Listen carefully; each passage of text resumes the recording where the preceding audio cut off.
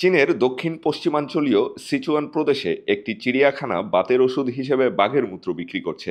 ইয়ান বিফেংশিয়া wild life জু নামের এই চিড়িয়াখানাটি Siberian টাইগারের মূত্র সংগ্রহ করে 250 মিলিগ্রাম বিক্রি করছে 50 ইউয়ান দামে, যা বাংলাদেশি মুদ্রায় প্রায় 847 টাকা। মেডিসিনাল টাইগার ইউরিন নামে বিক্রি করা হচ্ছে বাঘের মূত্র।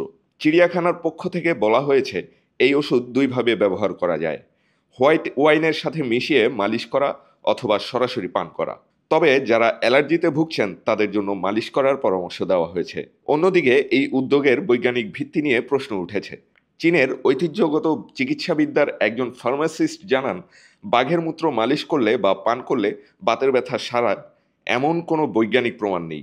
চিড়িয়াখানার এই উদ্যোগ চীনের ঐতিহ্যগত চিকিৎসা পদ্ধতির বিরুদ্ধে নেতিবাচক মনোভাব সৃষ্টি করবে এবং বাঘ সংরক্ষণের প্রচেষ্টাকে ক্ষতিগ্রস্ত করবে। এদিকে চিড়িয়াখানা কর্তৃপক্ষ জানায় তাদের কাছে এই মূত্র বিক্রির জন্য প্রয়োজনীয় লাইসেন্স রয়েছে, যা সরকার থেকে অনুমোদিত। তবে সরকার বা চিড়িয়াখানা কর্তৃপক্ষের পক্ষ থেকে বিষয়টি নিয়ে কোনো বিস্তারিত মন্তব্য করা হয়নি।